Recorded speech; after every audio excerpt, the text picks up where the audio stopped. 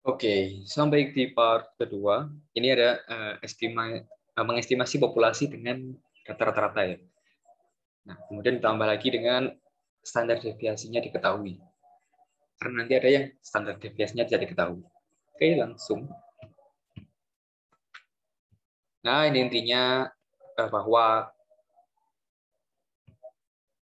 sampel mean atau rata-rata sampel itu sama dengan rata-rata populasi. Itulah. Nah, nanti di sini juga bakalan ada confident interval, bakal ada confident level, dan juga bakal ada kasus untuk menghitung jumlah sampel yang dibutuhkan, sama kayak yang tadi. Jadi ini nanti sampai terakhir juga masih sama kayak gitu aja. Oke, yang membedakan hanya katanya ya. Yang kalau tadi pakai proporsi, ini pakai rata-rata, yang terakhir nanti pakai variance. Oke. Nah, di sini intinya sampel mean atau rata-rata sampel itu masih memakai distribusi normal, sehingga nanti pakai z-score juga. Nah, ini yang bahwa rata-rata sampel sama dengan rata-rata populasi.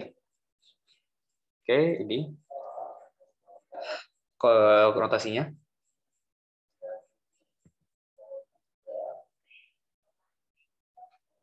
Nah, ini ada syarat-syarat ya. Yang pertama, simple random sampling lagi. Kemudian nilainya itu nilai dari standar deviasinya itu diketahui. Karena dalam kasus ini kan rata-rata dengan standar deviasi diketahui. Jadi ya standar deviasinya pasti harus diketahui. Kalau enggak yang pakai yang satunya, nanti rumusnya beda.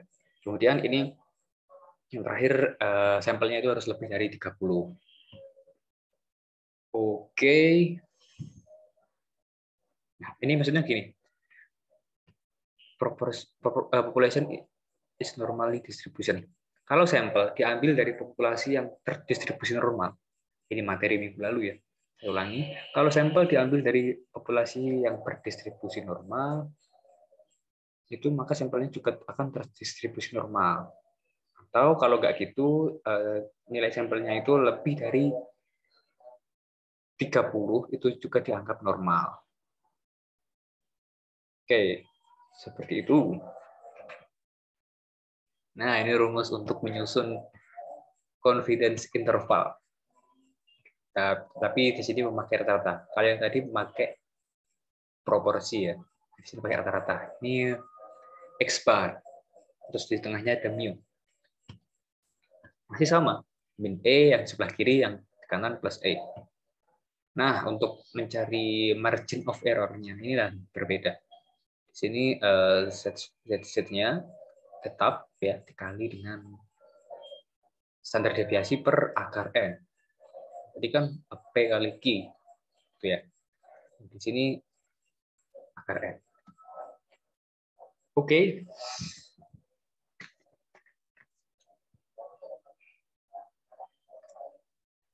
Nah, ini nilainya ya. Yang kiri di min, yang kanan plus 4. Ini kemudian ada langkah-langkah untuk menyusun confidence interval. Sama kayak yang tadi, persis. Kayak pertama kita juga harus verifikasi ya. Verifikasi yang tadi, yang simple random sampling tadi, kemudian apakah N-nya itu lebih dari 30, ataukah sampelnya itu diambil dari populasi yang proporsional, yang terdistribusi normal gitu. Itu kita harus verifikasi dulu, kemudian kalau sudah kita cari Z-nya di tabel A2, kemudian kalau sudah ketemu Z-nya kita masukkan ke rumus ini, masih sama. Ketika sudah dapat nilai margin of error-nya, tinggal kita kurangkan X-nya dikurangi ini di sebelah kiri, yang sebelah kanannya ditambah. Lalu setelah itu, awas dulu ya. Setelah itu tinggal dimasukkan ke notasi atau ke rumusnya untuk mencari confidence interval. Nah, kemudian ini dibulatkan aja nilainya biar nggak terlalu apa ya namanya, kontrol atau apa, angkanya biar nggak terlalu keriting. bulatkan ke 3 angka di belakang koma. Oke, di sini ada contoh soal. Orang telah meninggal dalam kecelakaan kapal dan rata-rata dan pesawat karena perkirakan usang dari berat rata-rata laki-laki yang digunakan. Oke, dalam kasus ini ya, langsung saja N-nya adalah 40, kemudian rata-ratanya itu 172 pound. Dan standar deviasinya itu 26 pound. Kita disuruh untuk menghitung point estimate yang pertama. Ingat ya, kalau point estimate itu hanya berupa satu titik atau nilainya 1, bukan range. Kemudian kita harus menyusun confidence interval. Lalu yang C ini pernyataan ya. Kalau misalkan tahun 1960 itu rata-ratanya itu 166. Apakah data ini masih relevan atau enggak kalau misalkan digunakan sekarang?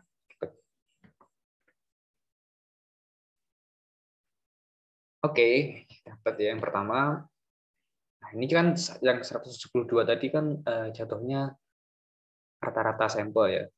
Nah, jadi di awal juga sudah saya spill bahwasanya X bar itu sama dengan mu atau rata-rata sampel itu sama dengan rata-rata populasi. Jadi kita langsung dapat simpulkan bahwa jawabannya adalah 172,55 untuk point estimate. Kemudian ini juga angkanya tunggal ya, point estimate jadi 172,55. Oke, kemudian yang B, diketahui confidence level ya ini namanya 95% tingkat kepercayaannya. Kemudian kita disuruh untuk menghitung atau menyusun confidence interval. Oke, gampang yang tadi ya 92% itu alfanya itu 5 ya berarti ya.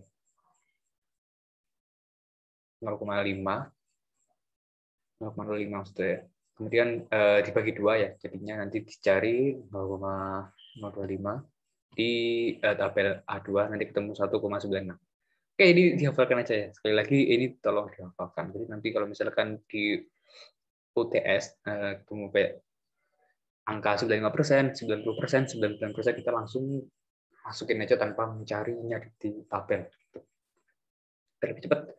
Kemudian standar deviasinya tadi diketahui juga 0,05. Lalu tinggal kita masukkan ke rumus-rumusnya. Coba masukkan standar deviasinya 26 per akar 40. Mohon maaf ya, ini alfa tadi, bukan standar deviasi. Nah, standar deviasinya itu 26. Kemudian akar NN-nya itu 40. Ini ketemu 8,057 bla bla. Oke.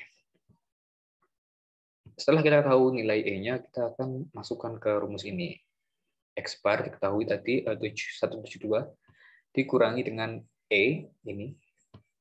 Kemudian sebelah kiri ditambah dengan E.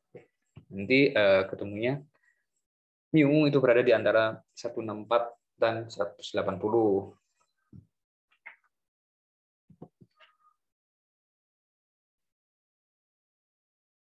Oke, ini soal ketiga tadi ya. Oke, saya gambarkan ya biar lebih ini.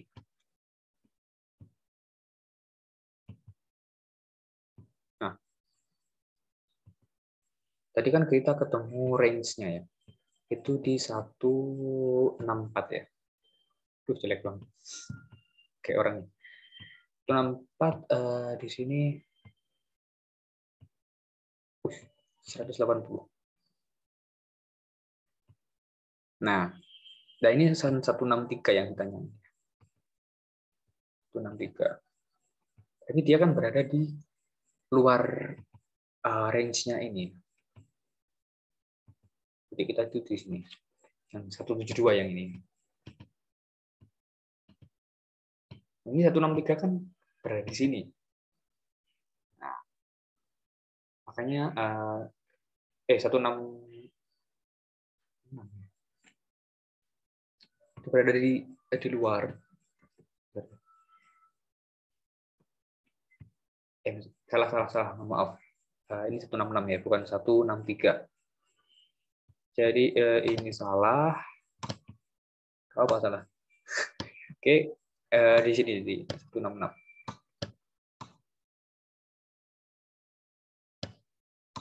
Oke, ada trik baru membuat angka 6.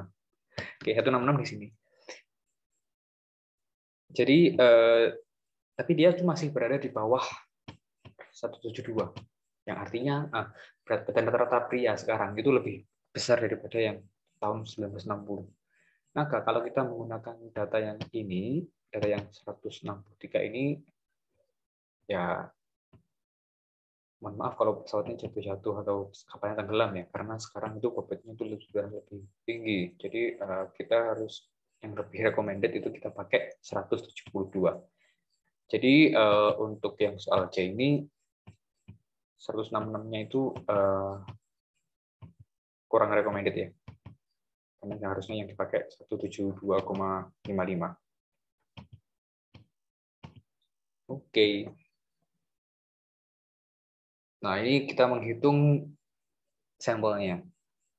Jadi kita ini suka sama ya kayak yang tadi ya. Dibalik aja rumusnya.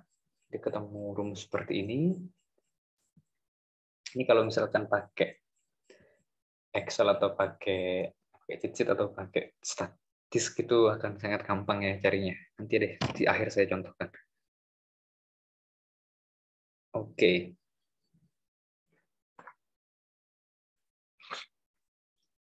Ini sudah menghitung sampel ya. Sampel ini angkanya bulat. Jadi kalau misalkan nanti ketemu ini ya, ketemu nilai n-nya, itu kan biasanya kan keriting ya kayak 5, berapa gitu. Nah, itu kita bulatkan menjadi angka bulat. 1 2 3 4 5 gitu. Jadi jangan ada komanya. Oke, di sini ada soal. Contoh soalnya kita menginginkan tingkat kepercayaan itu 95%. Nah, kemudian errornya 3% dengan standar deviasi 15. Ini kita kira-kira butuh sampel berapa ya? Ketahui ini 95%, ingat ya, alfanya 0,05. Kemudian alfa bagi 2-nya segitu, nanti ketemu Z-nya 1,96, masih sama. Margin of error-nya 3, standar deviasinya 15. Tinggal dimasukkan rumus, nanti ketemu 96,04. Nah, ini maksud saya yang angkanya keriting ya. Ini dibulatkan menjadi 97. Oke, di situ ada keterangannya. Untuk mencapai kepercayaan atau untuk mencapai tingkat kepercayaan 95% itu dibutuhkan sampel itu sebanyak 97 orang. Nah, dengan tingkat error 3%. Itu. Oke, ini selesai. Kita lanjut lagi di part berikutnya.